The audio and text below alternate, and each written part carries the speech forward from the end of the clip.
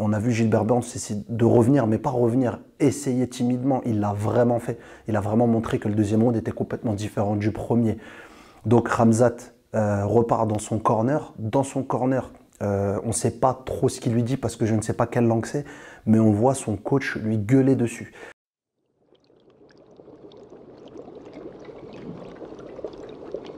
Bonjour à tous et welcome au MMA Secret Lab. Avant de commencer cette vidéo, comme la tradition le veut, abonnez-vous, activez la cloche de notification et on va passer à la vidéo tout de suite du jour qui est la fight review de l'UFC 273.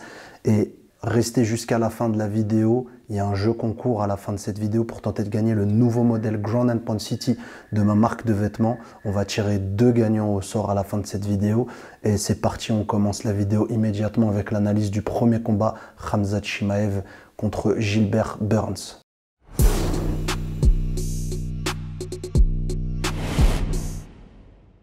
Donc on commence avec le round. On va commencer avec le round numéro 1. Donc le round numéro 1, on voit Khamzat immédiatement rentrer en action quelques secondes, 10-15 secondes après le début du fight, avec une prise de température au niveau de sa boxe, mais immédiatement en cage control. Ce qu'il cherche à faire, c'est essayer de mettre la pression à Gilbert Burns. Et là, il voit un Gilbert Burns très solide, très physique, qui l'empêche justement de travailler dès le départ. On voit un Khamzat Chimaev beaucoup faire d'incertitudes, c'est-à-dire beaucoup de haut, bas, lever les mains et essayer de travailler justement les ouvertures. Très à l'aise dans son allonge, avec son footwork, il change souvent de garde, donc ça lui donne un avantage en striking. On voit Gilbert Burns un peu subir, puisque Gilbert Burns fait un petit peu quand même, se fait quand même cadrer. Et Gilbert Burns travaille sur un coup, beaucoup travaillent sur un coup, mais par contre il subit au niveau de la boxe et ça n'a pas démangé puisque à un moment on voit Khamzat rentrer un direct du bras avant et ce direct du bras avant en plein menton fait office de knockdown, donc il fait un peu l'ascenseur Gilbert Burns, il descend sur les fesses, Khamzat essaye de suivre. La seule chose c'est que Gilbert Burns est un homme d'expérience, il a l'habitude d'avoir eu des coups durs comme ça. Et on voit, même malgré la phase de ground and pound et du fait qu'il soit sonné, essayer de remiser des hammer fists en garde ouverte pour essayer de montrer à Khamzat qu'il est actif. Et d'ailleurs, il est actif. Il tente même une soumission qu'il n'arrive pas à mettre. Mais le premier round part du côté de Khamzat Chimaev, puisqu'on voit Khamzat beaucoup plus à l'aise debout, travailler sur des combinaisons et notamment sur le ground and pound de la fin du round, l'ouvrir sur un coude. Ici au niveau du front en hauteur côté cuir chevelu et on voit Gilbert Burns donc saigner à peu près vers la fin du round et ce saignement fait office un petit peu on va dire de voilà je suis rentré dedans, je te montre qui je suis, etc. On passe au round numéro 2. Le round numéro 2, on voit Khamzat commencer à s'installer, pareil avec sa boxe, mais tout de suite immédiatement on voit un Gilbert Burns beaucoup plus agressif, beaucoup plus éveillé entre guillemets. Il est éveillé puisqu'il commence à travailler sur sa boxe. On le voit beaucoup contrer, travailler sur du bras arrière, beaucoup de bras arrière. On l'a vu faire 2 tentatives de takedown. Ces 2 tentatives de takedown, Khamzat les a défendues puisque Khamzat est très bon en lutte aussi, on le sait très bien. Les deux ont un sacré niveau en lutte, mais Khamzat a l'avantage, il défend pas mal. Ses défenses aboutissent sur du travail debout. Après, derrière, Gilbert Burns reste sur du travail debout malgré ses tentatives de takedown.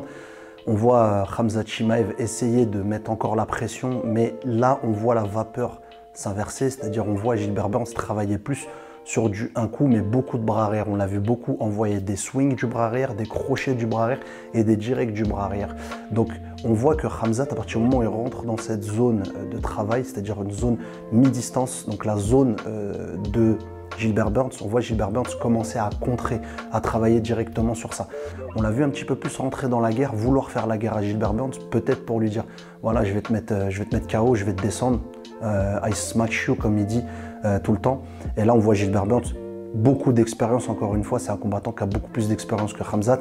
Ça n'a pas été avantageux du côté de Khamzat puisque à un moment vers la fin du premier round et dans les peut-être 30 dernières secondes, on voit Gilbert Burns mettre un knock, donc faire l'ascenseur à Khamzat et on voit après une espèce de brawl, donc des coups échangés de la part des deux avec un takedown qui termine. Donc quand même Khamzat, on voit malgré qu'il prend des coups durs, il quand même essaye de scorer, donc essaye de gagner son round. Il met un takedown dans les 10 dernières secondes.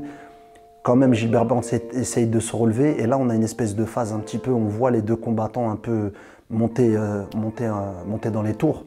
on les voit monter dans les tours. Donc on voit Gilbert Burns à la fin, dès que le gong retentit, on voit Gilbert Burns le repousser tranquillement et on voit Khamzat essayer de lui mettre un coup à la tête, dû, je pense, à cet énervement qui a dû l'agacer en fait de trouver un Gilbert Burns complètement différent sur le deuxième round plutôt que le premier où il arrive à s'installer et faire son travail.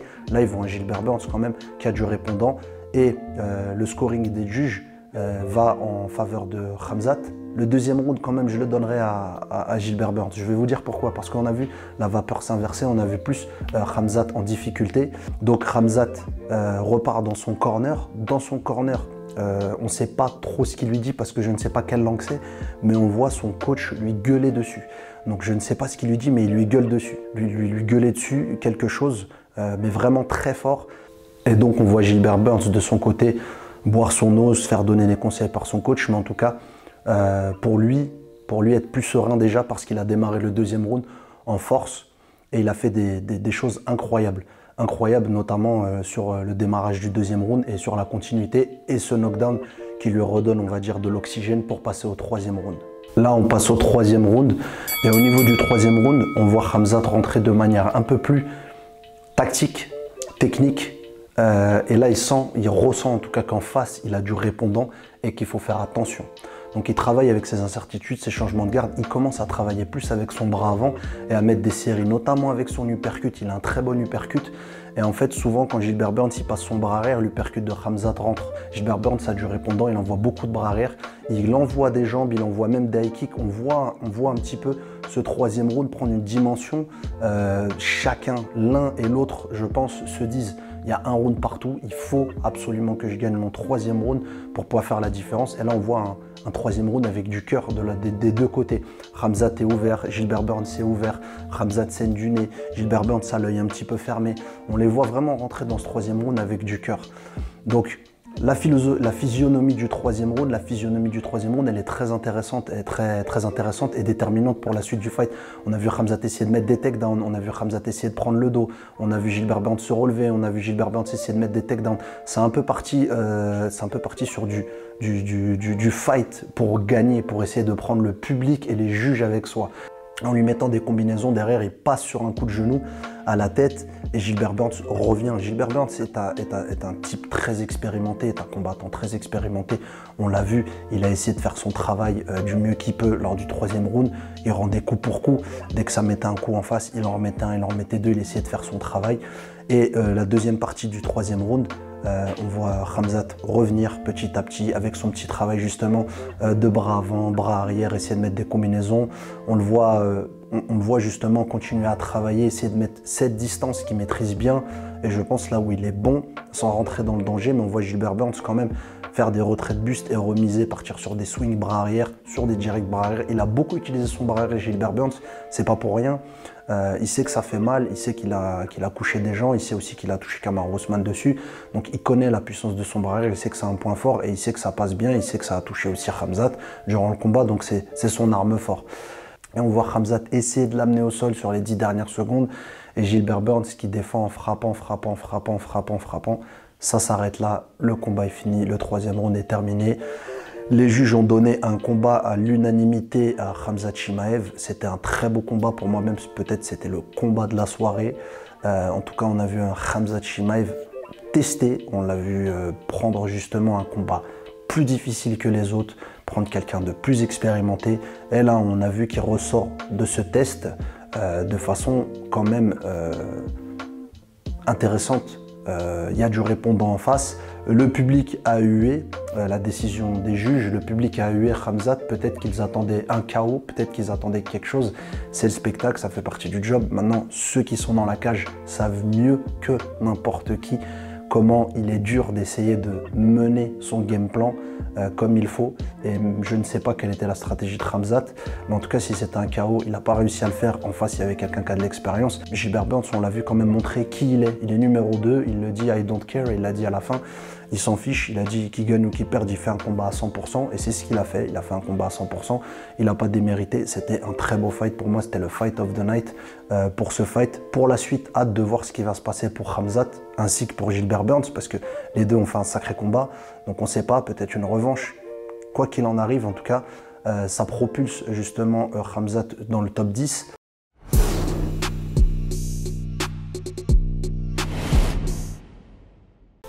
passe au deuxième combat, Petr-Yan versus Sterling, volume 2. Donc le combat qu'on attendait, on donnait beaucoup Petr-Yan gagnant contre Sterling suite à cette controverse du coup de genou en disqualification. Donc c'était très intéressant de voir comment ce combat allait se passer.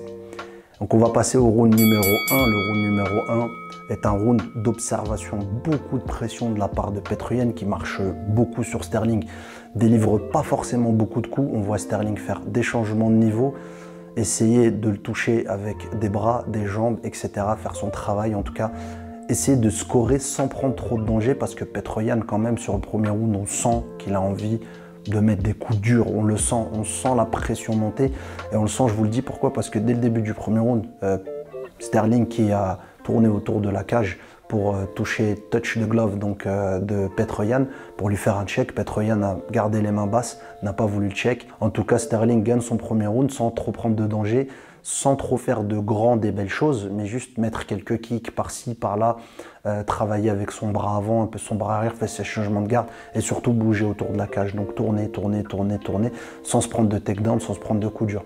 Et la physionomie lors du round 2 est à peu près la même, c'est-à-dire Petr-Yan, cadrage. Il a envie de frapper fort, il a envie d'avancer. Et là, on voit Sterling faire des changements de niveau. En tout cas, sur ses takedowns, il réussit son takedown. Il réussit le takedown, il l'amène au sol, il prend une montée et il reste dans le dos.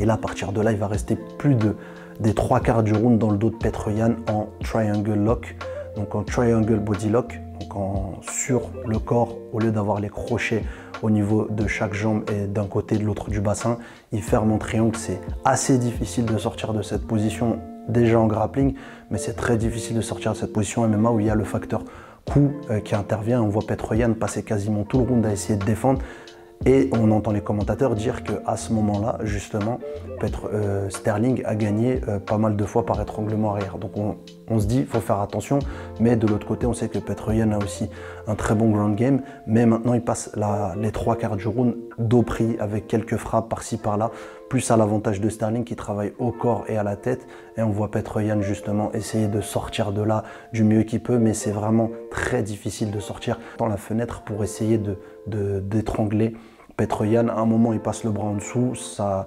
s'annule assez vite. Maintenant, le round numéro 3, on voit Petr-Yan commencer à comprendre certaines choses, donc installer son striking et notamment défendre. On voit beaucoup de changements de niveau de la part de Sterling. Sterling essaye de l'amener au sol, mais il ne réussit pas parce que Petr-Yan commence à bien défendre.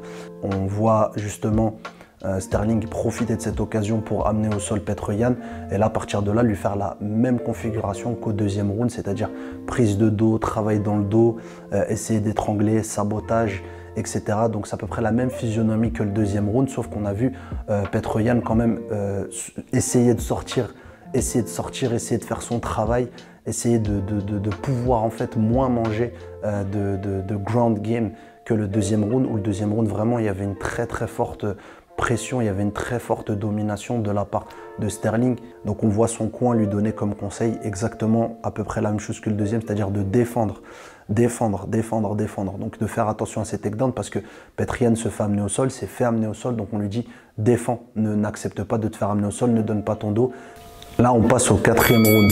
Et au 4e round, donc on voit Sterling qui se mange un petit peu plus la pression entre guillemets parce que Petr-Yan commence à... C'est un diesel Petr-Yan. Il essaie justement de sanctionner directement pour décrocher ça. Il est en dessous. Donc en étant en dessous, on voit Petr-Yan au-dessus travailler avec son ground and pound, travailler au sol. Il lui prend d'ailleurs même le dos. Il travaille, il fait son travail de ground game. Il travaille en ground and pound. On sait qu'il est dangereux Petr-Yan en ground and pound, mais les commentateurs le disent et je pense que oui, c'est la clé du combat. Il faut que ça se passe debout et pas au sol. Et Sterling sabote, tentative de soumission, il ferme lorsqu'il est en garde fermée, il garde Petr-Yan le plus longtemps possible pour essayer de le garder, faire durer le temps, il joue sur le chrono, c'est une stratégie justement pour garder le plus longtemps ce côté safe, essayer de se relever et maintenir le round. Là on passe au 5e et dernier round, là Petr-Yan il rentre directement dans le vif du sujet. On le voit travailler, frapper, et tout de suite, immédiatement, Sterling lui essaye de coller, amener au sol essaye de moins prendre de coups possibles. Mais là, on voit Petroyan justement clairement faire son travail, c'est-à-dire sprawler. Et à partir du sprawl, il prend le dos, il reste dans le dos, il travaille, il frappe. Ce qui fait que le 5e round, il est de son côté à lui, puisqu'on voit Sterling plus fatigué. Forcément, ça use de mettre beaucoup de takedowns, ça use. Et puis Petroyan aussi, on sait que c'est un diesel. Donc Petroyan, on le voit défendre, quoi qu'il arrive, on le voit frapper. Il a plus de jus. Et je pense qu'il a plus de jus parce que justement, comme il a démarré assez lentement par rapport à Sterling, il a pris du retard. Mais par contre, il a une énergie suffisante et supplémentaire pour pouvoir faire un 5e round comme il l'a fait. C'est-à-dire prendre le dos, frapper, etc. Jusqu'à la fin du round, il fait son travail. Et là, pour le coup, Petroyan prend le 5e round, mais le fight est terminé et les juges ont donné une décision, split décision pour Sterling qui devient le champion bantamweight.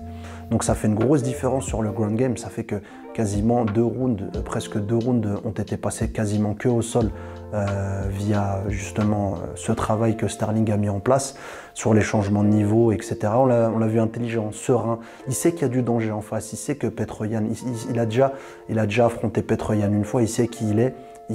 Et justement, une fois qu'on a affronté quelqu'un, on sait justement comment s'y prendre la deuxième fois. On connaît aussi le facteur puissance, on connaît le facteur résistance, le facteur physique lorsqu'on s'est frotté à ce type de combattant. Donc il a joué la carte d'être attentif, il a joué la carte d'être intelligent, il a joué la carte de prendre son temps, il a joué la carte d'être smart et ça a payé.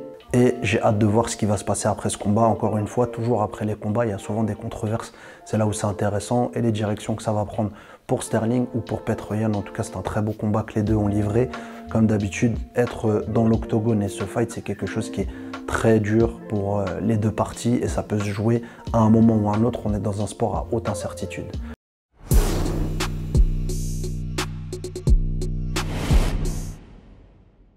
Et là, on va passer au dernier combat, donc Volkanovski versus Korean Zombie. Là, on part sur le round numéro 1. Et le round 1, on voit Korean Zombie très relax, beaucoup la tête en avant, qui bouge pas assez, mais un Volkanovski très dur. Il a annoncé la couleur, il travaille en haut, il travaille en bas, il travaille à l'intérieur avec des low kicks jambes avant, il change beaucoup de garde. Volkanovski a même mis un takedown très agressif, on le sent puissant, même si Korean Zombie se relève, il a d'excellents scrambles. Korean Zombie, il a des sacrés scrambles. On voit quand même que Volkanovski est quelqu'un de très solide, de quelqu'un de très dur au mal, c'est-à-dire dès qu'il sait qu'il peut contrer, dès que Korean Zombie rentre dans cette fameuse distance, c'est toujours le problème entre, on va dire, les longilines et ceux qui sont un peu petits, c'est dès qu'on rentre un petit peu dans cette zone de danger qu'on trouve aussi en boxe anglaise ou dans les sports de pied-point, dans le striking, dès qu'on rentre dans cette zone-là, on est immédiatement sanctionné par quelqu'un qui est petit et puissant. Et c'est le cas de Volkanovski qui, lui, justement, punit immédiatement Korean Zombie avec des directs, des crochets. Il construit, il a un jab très rapide, il a des changements de garde. C'est l'école Eugene Barnes, donc l'école de kickboxing, l'école d'Adesanya. On le voit en tout cas mélanger sa lutte immédiatement sur les takedowns. Alors lui, il n'y a pas d'hésitation, c'est immédiatement, c'est une fusion, c'est du cage control et immédiatement il amène au sol. Le premier round est pris naturellement par Volkanovski. On voit aussi Korean Zombie se toucher le nez plusieurs fois. Il regarde son pouce, donc il voit qu'il saigne et à mon avis, à partir du moment où il voit qu'il saigne, il sait que dès le départ, il a été touché. Et dès le départ, le premier round, en tout cas, a été marqué de manière coriace de la part de Volkanovski. Maintenant, on passe au round numéro 2. Et dès le début du deuxième round, on voit Korean Zombie encore essayer de faire ce travail-là que son coin lui a dit, c'est-à-dire de varier les zones et de travailler avec des kicks. On entend en coréen, ceux qui connaissent un peu le taekwondo, on lui dit de mettre des kicks au niveau du visage de Volkanovski, et c'est ce qu'il essaye de faire. Il essaye justement de mettre ce front kick au niveau de la tête. Il varie les zones, il travaille sur la jambe 2, 3, 4 fois, mais immédiatement, quand il travaille sur la jambe tout seul, Volkanovski, lui, il répond immédiatement par du striking avec ses poings. Et on a même vu Volkanovski sortir un coude au niveau du deuxième round en cage control. Là, maintenant, on passe au round numéro 3. Et là, le round numéro 3, Volkanovski, il impose encore plus son travail, sa marche avant, son travail agressif. Il sanctionne. Korean Zombie, on le voit un peu plus sur le troisième round, justement, fidèle à lui-même. C'est-à-dire sa tête bouge un peu plus, il essaie de trouver des trajectoires. Il touche quand même, mais c'est pas précis. Il touche toujours au sommet du crâne, au-dessus du crâne de Volkanovski, parce que Volkanovski a tendance à se baisser, se mettre un peu sur ses appuis, sur ses assises. sur Volkanovski, commence un petit peu à vouloir montrer qui il est, on voit, mais en tout cas, à chaque fois qu'il essaye de rentrer dans cette zone-là, il a du mal. Mais Volkanovski, lui, travaille sur 2 coups, et à un moment, il sonne encore Korean Zombie, et on voit Korean Zombie encore faire l'ascenseur, et ça fait peut-être trop de fois, c'est pour ça qu'au 4e round, donc lors de la fin du 3e round, on voit le cutman venir chercher par lui-même Korean Zombie, l'amener dans le coin. Et ça veut tout dire encore une fois. 3e round assis au sol, 2e round pardon, assis au sol, 3e round, le cutman l'emmène, Korean Zombie jusqu'au coin. Et là, en tant que combattant, quand vous voyez votre adversaire qui subit ça, ça augmente encore plus la confiance. Et on va passer au 4e et dernier round. Donc le 4e et dernier round, là on voit justement Korean Zombie essayer de travailler. Il se prend une série qui le touche au visage. Et là Herb Dean, l'arbitre, fait la décision que je salue d'arrêter le combat. Parce que c'en était trop pour Korean Zombie. Korean Zombie a pris beaucoup d'ascenseurs, beaucoup de knockdowns lors de ce fight. Beaucoup de coups au visage, beaucoup de coups justement où il ne bouge pas la tête et il n'y a pas de retour derrière. Donc c'est trop pour Korean Zombie. C'est pour ça que je salue justement la décision d'arbitre comme Herb Dean, très expérimenté pour arbitrer ce genre de match-là, d'arrêter parce que c'est un sport avant tout. L'intégrité physique est mise en avant. Et Volkanovski donc gagne ce combat, conserve son titre face à Korean Zombie. C'est une victoire qui est très belle pour Volkanovski. C'est une affirmation conséquente justement sur les featherweight. Et on a hâte de voir la suite. On souhaite un bon rétablissement à Korean Zombie parce qu'il a vraiment beaucoup mangé de coups au niveau du visage. Et ça marque, ça laisse des séquelles. On lui souhaite vraiment un bon rétablissement. Hâte de le revoir dans la cage. Hâte de revoir ce qui va se passer derrière pour Volkanovski. Et là, donc, on a terminé le fight review de l'UFC 273 des top 3, donc du top 3 des fights que j'ai choisis.